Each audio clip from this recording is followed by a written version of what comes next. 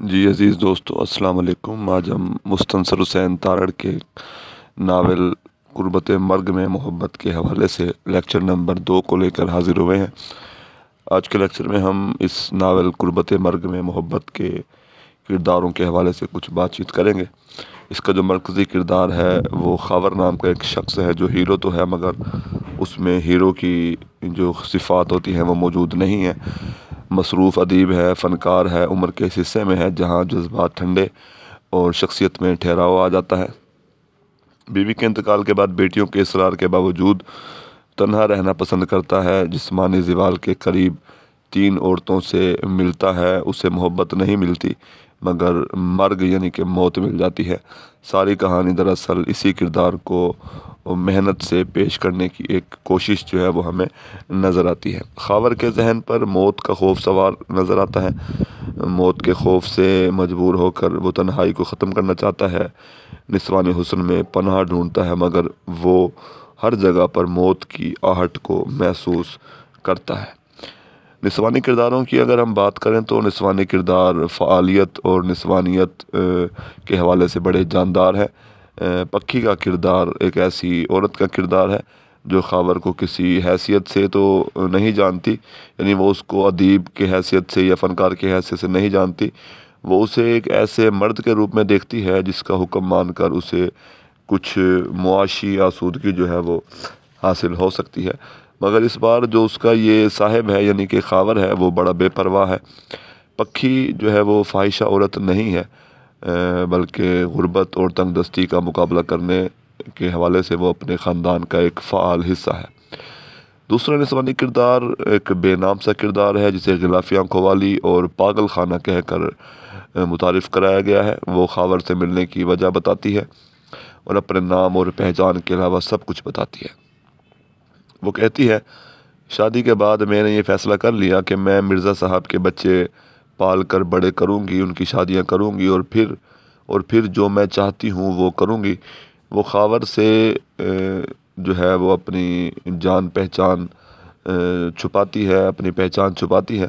وہ اس محبت کی تلاش میں ہے جس سے اس نے 25 سالوں سے چھپا رکھا ہے، اور آخر میں چپکے سے دنیا سے رخصت ہو جاتی ہے کیونکہ اسے کینسر ہوتا ہے، لیکن وہ اس کینسر سے خاور کو بھی آگاہ نہیں کرتی اور اپنے بچوں کو بھی آگاہ نہیں کرتی، اور کسی گمنام شخص کی طرح وہ دنیا سے رخصت ہو جاتی ہے۔ تو یہ ایک ایسی عورت ہے جو اگرچہ فرشتہ تو نہیں ہے مگر اپنی زندگی بھر کی آرزوؤں کی تکمیل وہ چاہتی ہے۔ اگلا جو نسوانی کردار ہے وہ عابدہ سومرو نام کا ایک نفسیاتی کردار ہے۔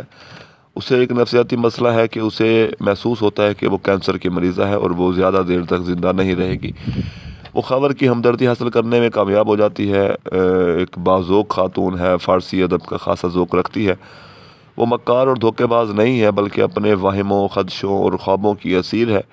اس کی سہیلی اس کی زندگی کے رازوں سے پردہ اٹھاتی ہے اور خاور کو بتاتی ہے کہ وہ اپنی بیٹی کے ساتھ امریکہ جو ہے وہ چلی گئی ہے۔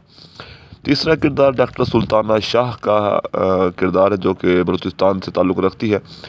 ڈاکٹریٹ کے لیے امریکہ جاتی ہے۔ بلوچی روایات اور گھٹن زدہ ماحول سے وہ گھبراتی ہے اور واپس آنے سے کتراتی ہے۔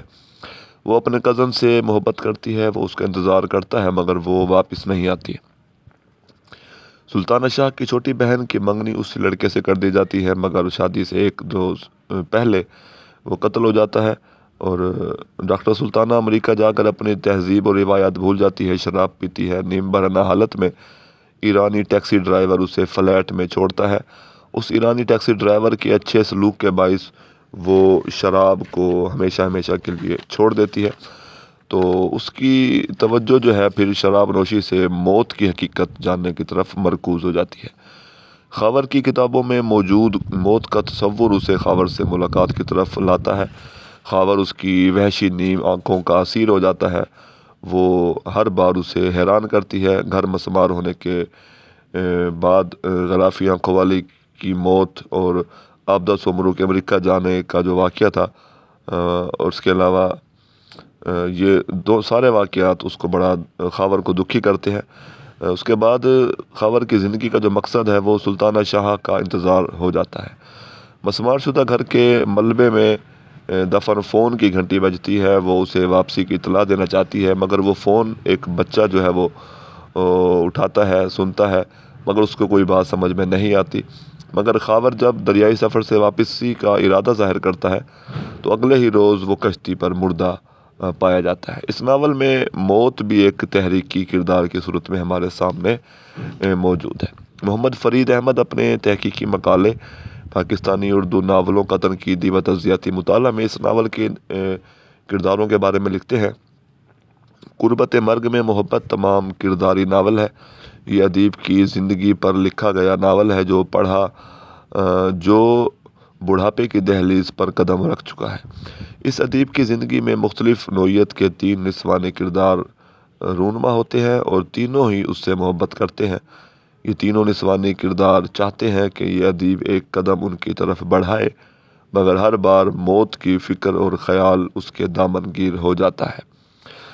دوستو، اس ناول کے تمام کردار ہی فعال ہیں، متاثر کرتے ہیں اور متاثر ہوتے بھی ہیں۔